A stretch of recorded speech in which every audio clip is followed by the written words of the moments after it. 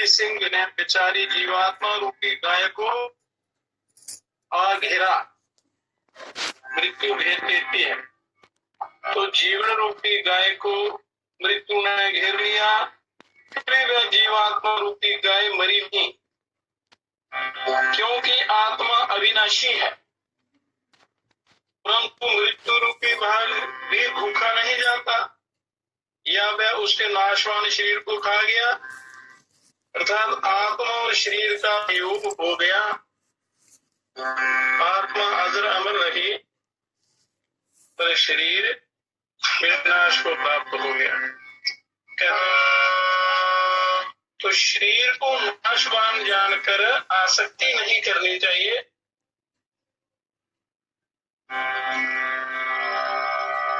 तथा निज आत्मा को अविनाशी समझकर मृत्यु का भय नहीं मानना चाहिए। आसक्ति को छोड़कर शरीर के रहते रहते अपना काल के आने तक उससे पहले पहले अपना उद्धार कर लेना चाहिए, अपने कल्याण का उपाय कर लेना चाहिए।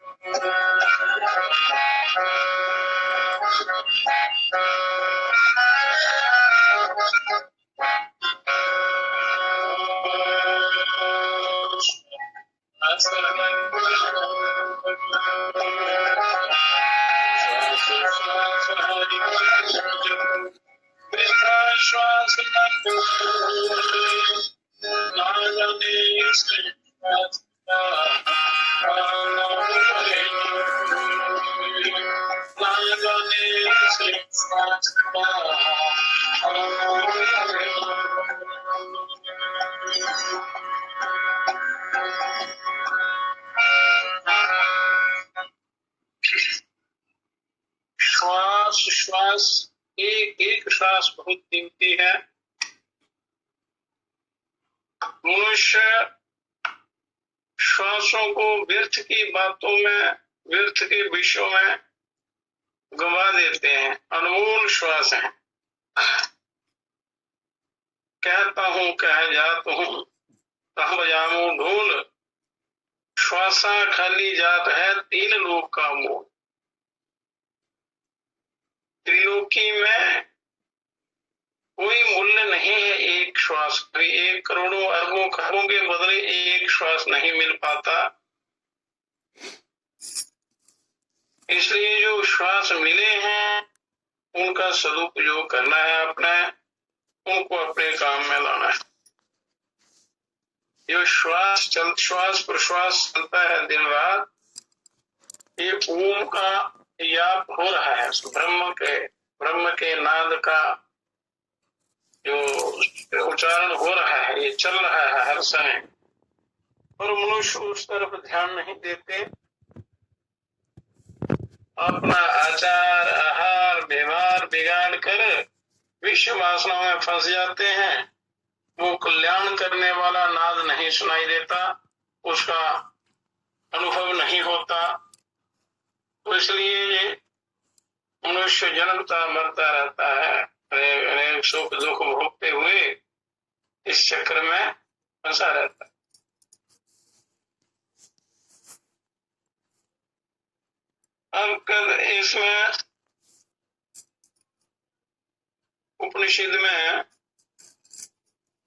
एक मंत्र है, प्रणवो धनुषरो हे आत्मा ब्रह्म तल्लक्षणम् उच्यते अप्रमत्तेन वेदभ्यं शर्वतन्मयो भवेत्।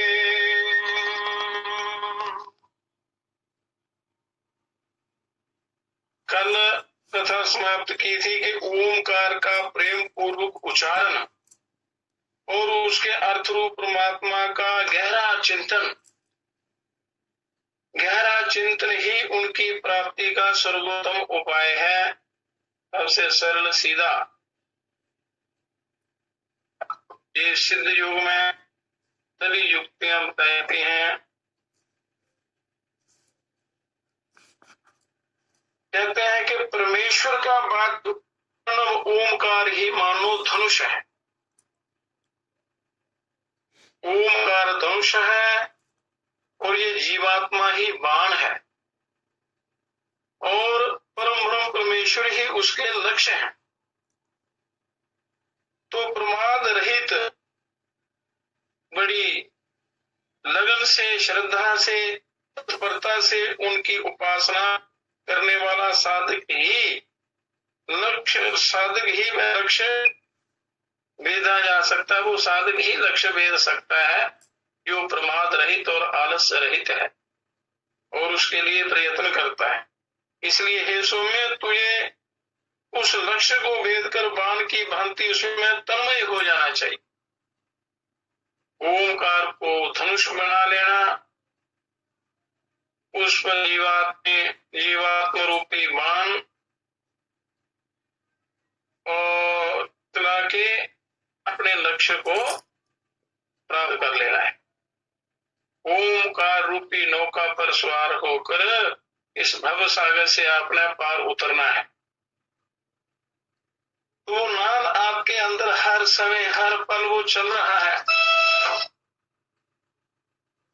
पर यदि ध्यान से आप उसका श्रवण करें तो वो नाद आपके अंदर ही सुनाई देगा।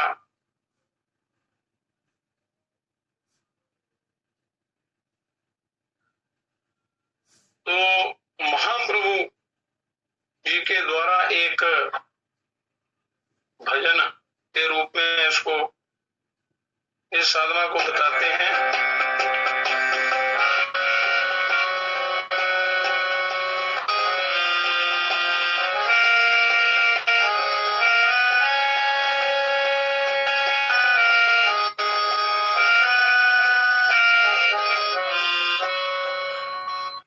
उस नाद का अभ्यास करना चाहिए। तो कहते हैं, तो सुनो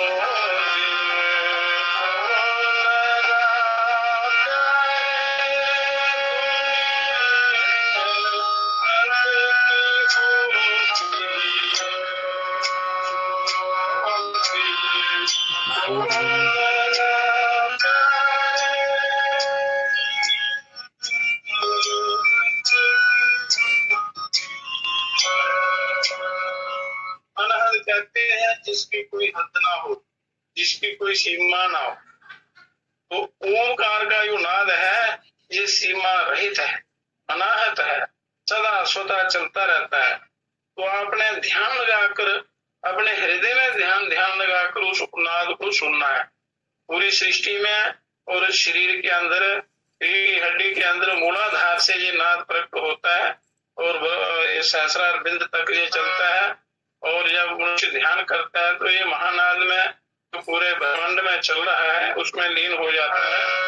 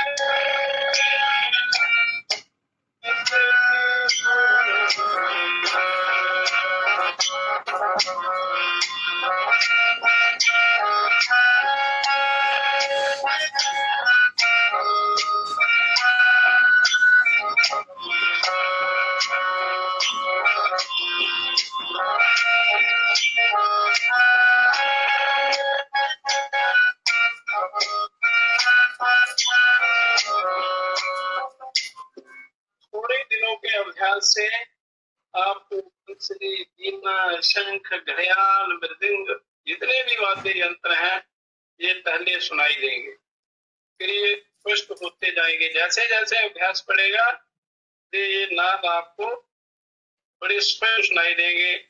फिर उसके बाद बादलों की गर्जना, ऐसी गर्जना कि वो इस परमानंद में लीन कर देती है जो सारे कर्मों की महल धो देती है। मेघ गर्जन का जो नाद है वो अंदर जब प्रकट होता है तो शरीर के जितने भी पाप कर्म होते हैं उन सबको धो देते हैं, साफ कर देते हैं, नष्ट कर देते हैं और परमात्मा का प्रकाश प्रकट होने लगता है। फिर वो ओम का नाद जो है स्पष्ट सुनाई देने लगता है थोड़े दिनों के अभ्यास से। कहते हैं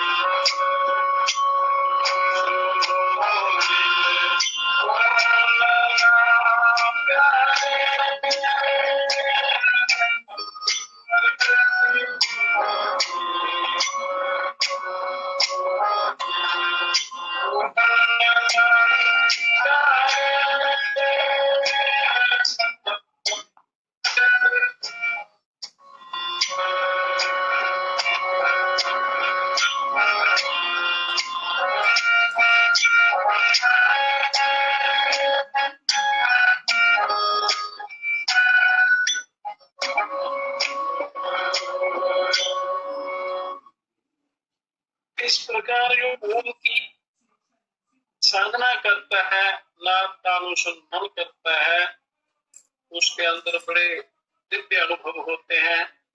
उस इस जीवात्मा को अमृत पीने को मिलता है।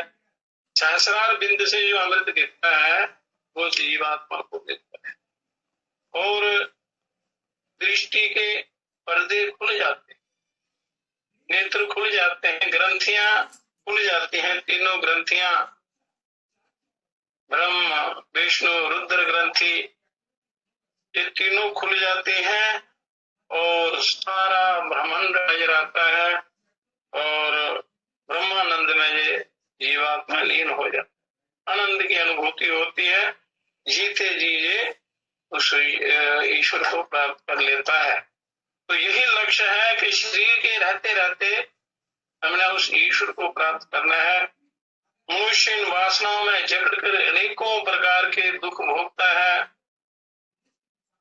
कई प्रकार के कष्ट होते हैं, मन चिता की तरह जलता रहता है और सुख की आशा में, परंतु सुख की आशा करते हैं विश्व भोगों से, वो कभी भी प्राप्त नहीं हो सकती।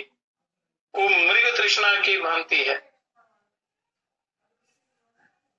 तो वो कभी पूरी नहीं होती इच्छा जब तक आप सही रास्ते पर नहीं चलते, सही उस परमानंद की प्राप्ति के लिए सही मार्ग नहीं पकड़ते, अभ्यास नहीं करते, तब तक मनुष्य उससे वंचित रहता है, असली सुख असली आनंद से। फिर इस भड़कावे में पड़ जाता है, उल्लू के बैल की तरह जन्म मरण के चक्र में, सारा इस चक्कर में चलता रहता है, पड़ जाता है, दुख भोगता है, कभी सुख कभी दुख, सुख दुख के चक्र में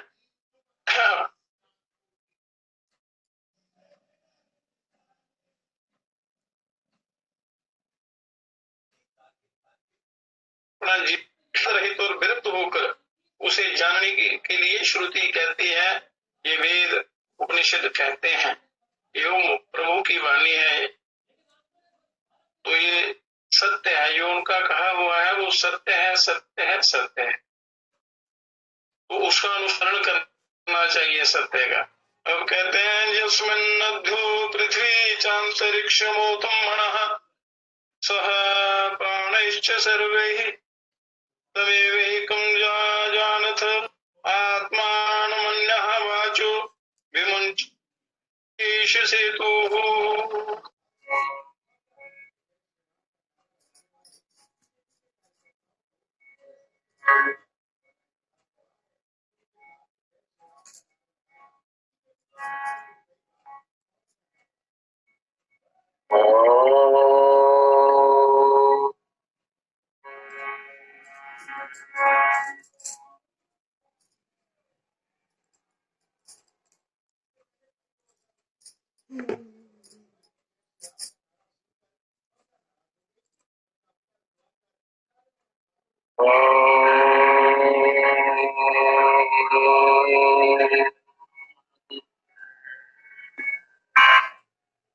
इस प्रकार 10 मिनट 15-20 मिनट ऐसे समय बढ़ाते चले जाना चाहिए प्रतिदिन। तो उससे क्या होगा कि नाद स्पष्ट होता जाएगा।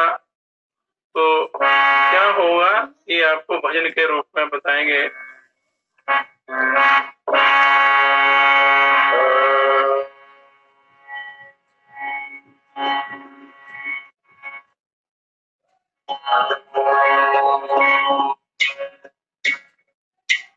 अनहद की प्यारी साधु अनहद की, अनहद की प्यारी साधु अनहद की,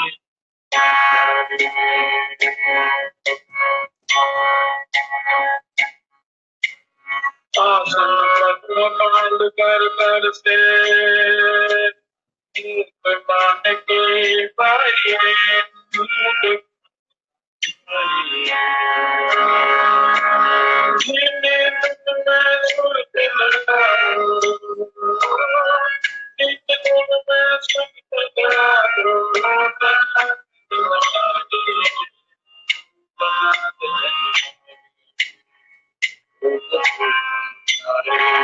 ओम की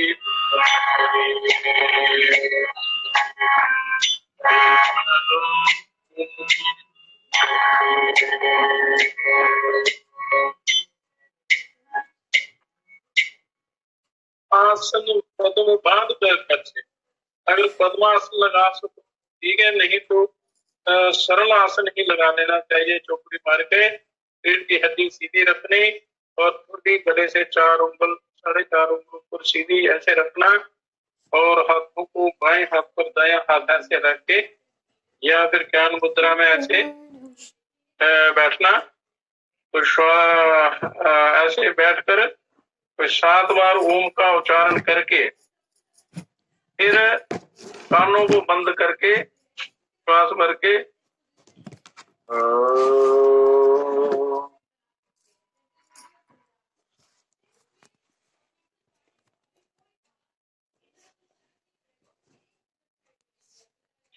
इस नाद को अपने दाहिने कान से सुनना है, ध्यान लगाना है, जितनी देर आप आसानी से कर सके करना है। तो इससे क्या अनुभव होगा आपको?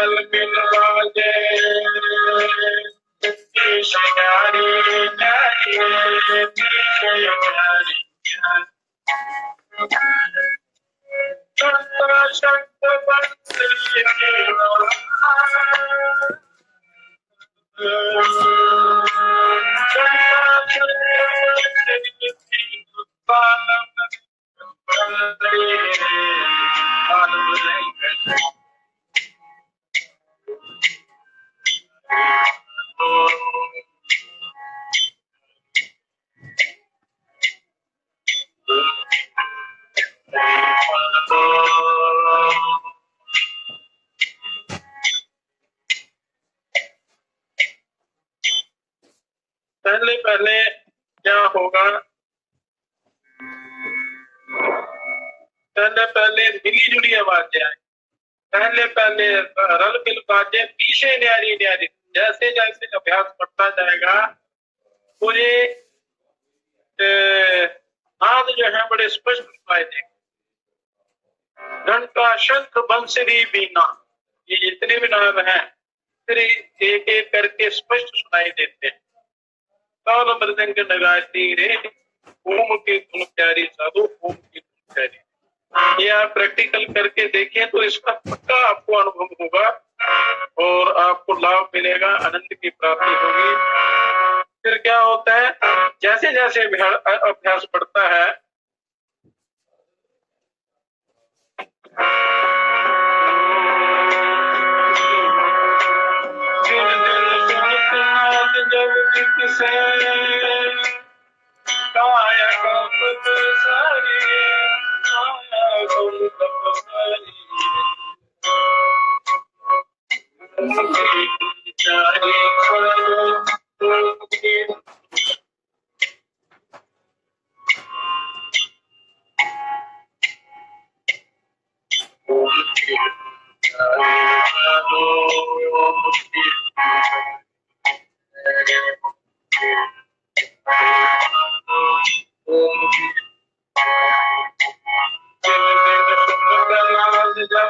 से काया सारी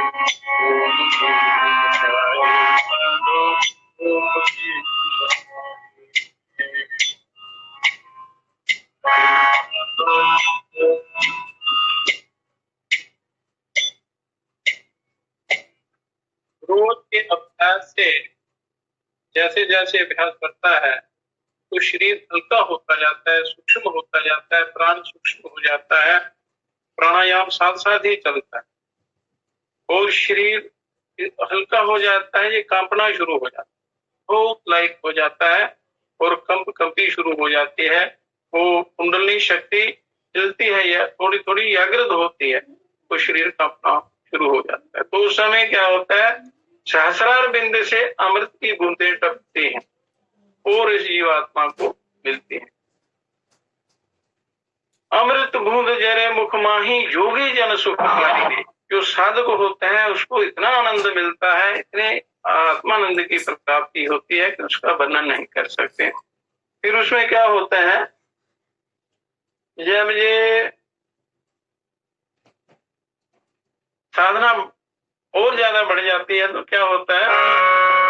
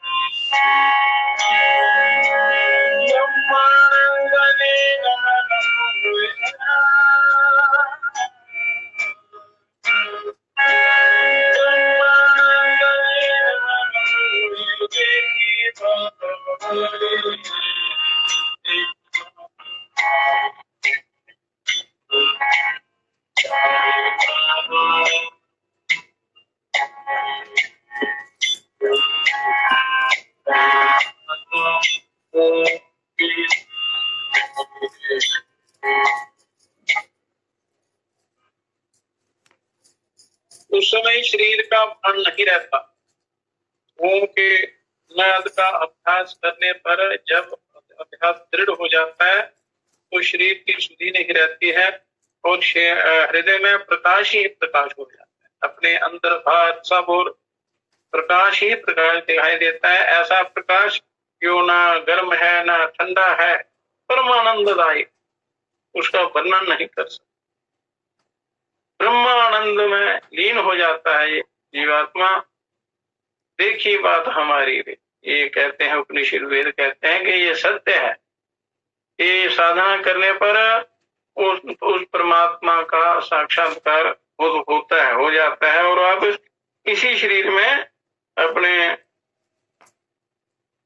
हृदय रूपी गुफा में वो प्राप्त कर सकते हैं इसी जन्म में। अगर आप चाहें तो अंदर जिज्ञासा हो तो ऐसा सबका अधिकार है, पर कोई कोई करता है। जो करता है उसको वो परमात्मा मिलते हैं। अब पुनः परमेश्वर के स्वरूप का ही वर्णन करते हैं। या सर्वज्ञ सर्व विद्येश महिमा भुवि दिव्य ब्रह्मपुरे हेश व्योमात्मा प्रतिष्ठिता।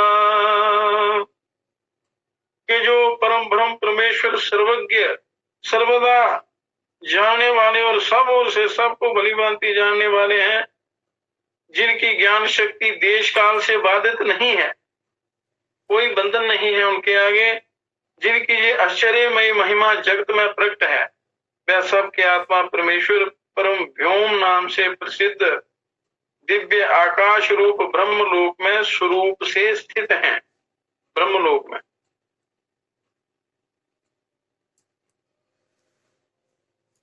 संपूर्ण प्राणियों के प्राण और शरीर का नियमन करने वाले परमेश्वर मन में व्याप्त होने के कारण मनोमय कहलाते हैं। मन में भी वही व्याप्त हैं और सब प्राणियों के हृदय कमल का आश्रय लेकर अन्नमय स्थूल शरीर में भी प्रतिष्ठित है, सबके अंदर प्रतिष्ठित है। और बुद्धिमान मनुष्य विज्ञान द्वारा उन परम ब्रह्म को भलीभांति प्रत्यक्ष कर लेते हैं। जो बुद्धिमान है उस शास्त्रों में बताए हुए नियमों के अनुसार अपना जीवन बनाना, अपनी आपकी दिनचर्या, ये बड़ा महत्व है दिनचर्या का। कब उठना, कब सोना, क्या खाना, कितना खाना, कब खाना, कैसे खाना, कैसे चलना फिरना, बोलना, आचार विचार व्यवहार, ये सब विधियां युक्तियां बनाई हैं। तो जिनका आचरण शास्त्र अनुसार है तो उनका जीवन ये पवित्र बन जाता है, घट की शुद्धि हो जाती है। और ये शरीर परमात्मा का निवास स्थान है, इसको पवित्र रखना चाहिए। अपना खान पान शुद्ध रखना चाहिए, क्योंकि आहार का बड़ा महत्व है। आहार आपका ठीक नहीं है तो आपका भजन ध्यान साधना उसका कोई फल नहीं आपको मिलेगा। आहार की शुद्धि, आपका व्यवहार उसकी शुद्धि, चरित्र की शुद्धि, और आपका जो कर्म है वो बिल्कुल पवित्र होना चाहिए। उसके बाद ध्यान करेंगे तो परमात्मा का प्रकाश प्रकट हो। सात्विक आहार करते हुए आपको परमेश्वर की तरफ चलना चाहिए।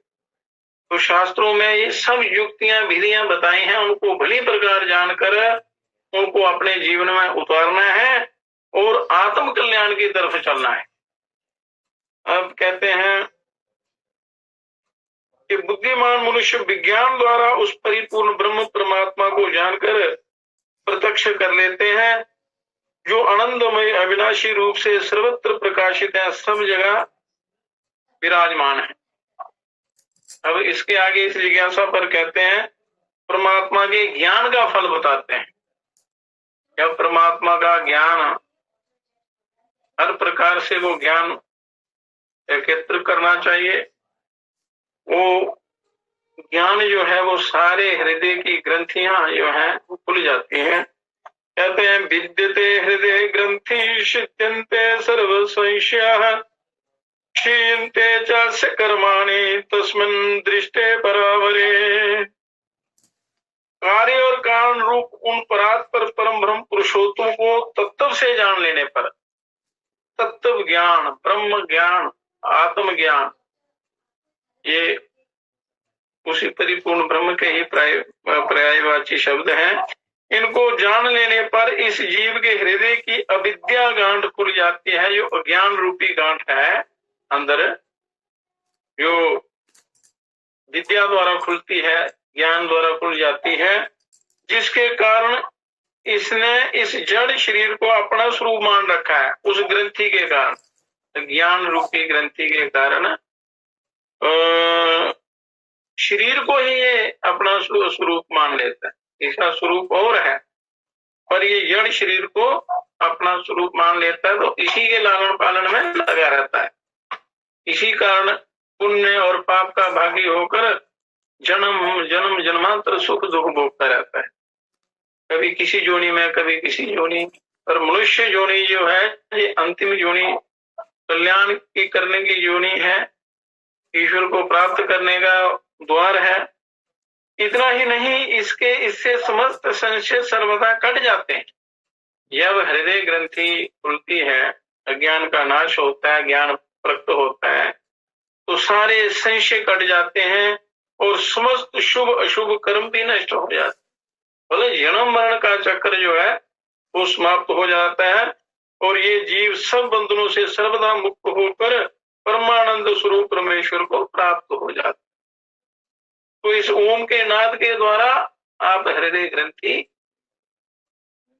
को खोल सकते हैं, खुल जाती है, अज्ञान अंधकार नष्ट हो जाता है, परमात्मा का प्रकाश मिल जाता है। उन परम ब्रह्म के स्थान और स्वरूप का वर्णन करते हुए उन्हें जानने का महत्व बतलाते हैं कि उनका स्थान कहाँ है, उनका स्वरूप कैसा है, उसका वर्णन करते हुए उनके जाने से क्या फल मिलता है वो बताते हैं। हिरण्मये परे कोशे बीजं ब्रह्म निष्कलम् तत् शुभ्रं ज्योतिषां ज्योतिस्तदध्यात्म विदो विदुः। कि वह निर्मल निर्विकार और अंग अवयव रहित अखंड परमात्मा प्रकाशमय परम धाम में विराजमान है। अरे परम धाम में वो रहते हैं। वह सर्वथा विशुद्ध और समस्त प्रकाश युक्त पदार्थों के भी प्रकाशक हैं। तो जो सूर्य भी उन्हीं से प्रकाश प्राप्त करते हैं, चंद्रमा, तारे, अग्नियां, इस त्रिलोकी में जितना भी प्रकाश है वो परमात्मा की एक किरण का वो प्रकाश। तो असंख्य सृष्टियां हैं, तो वो ऐसे परिपूर्ण ब्रह्म परम धाम में विराजते हैं। तथा उन्हें आत्मज्ञानी महात्मा जन ही जानते हैं। जो आत्मज्ञान को प्राप्त हैं वही उनके इस स्वरूप को जान सकते हैं, और जो भी जानने का प्रयत्न करता है तो उसको जरूर मिलते हैं। और कहते हैं कि ना तत्र सूर्यो भाति न चंद्र तारकन्येमा विद्युतो भांति कुतो अयम अग्निः त्वमेव भान्तो मनो भाति सर्वं तस्य भाषा सर्वमिदं विभाति। ये सिर्फ कहने की बातें नहीं है, इनको सुनकर इन पर अभ्यास करना चाहिए तो ये जीवन आपका अमृत स्वरूप बन जाएगा।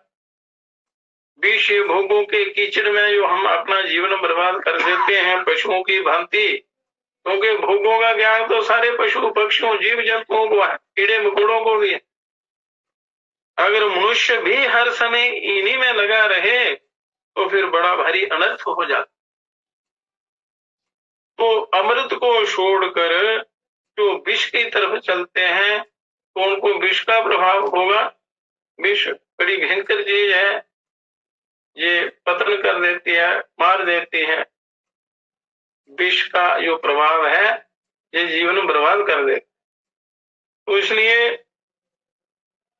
कहते हैं कि उन स्वप्रकाश परमानंद स्वरूप परम ब्रह्म परमेश्वर के समीप ये सूर्य नहीं प्रकाशित होता, उनके प्रकाश से ये जगत को प्रकाशित करते हैं सूर्य नारायण। जिस प्रकार सूर्य का प्रकाश प्रकट होने पर आकाश ज्योत का प्रकाश लुप्त हो जाता है, और वैसे ही सूर्य का आंशिक तेज भी उस असीम तेज के सामने लुप्त हो जाता है, उस ब्रह्म के तेज के सामने। वहां ये आगे सहन नहीं कर सकते उनका प्रकाश। चंद्रमा तारागण और बिजली भी वहां नहीं चमकते, जो परमात्मा का परम धाम है। और फिर इस लौकिक अग्नि की तो बात ही क्या है, ये दिव्य अग्नियां भी उनका सामना नहीं कर सकती, क्योंकि इस प्राकृतिक जगत में जो कुछ भी, जो भी तत्व, जो भी पदार्थ प्रकाशशील है, उन सब के लिए, मनुष्य के उद्धार के लिए रचित। तो इसलिए मनुष्य को अपने उद्धार का प्रयत्न अवश्य करना चाहिए, अन्यथा ये जीवन फिर से चला जाता। अब इसी जिज्ञासा पर आगे कहते हैं, द्वा सुपर्णा साजुजा सखाया समान वृक्षम परीश सुजाते तयोरन्या पिप्पलं स्वादयन्तं शनन्यो अभिचाकशीति।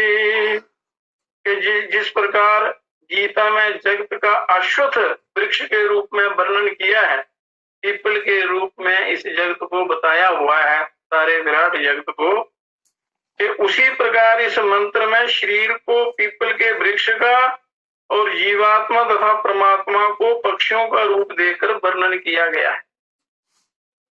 इस शरीर को पीपल का वृक्ष बताया गया है, जीवात्मा परमात्मा दो पक्षी हैं इस पर रहने वाले।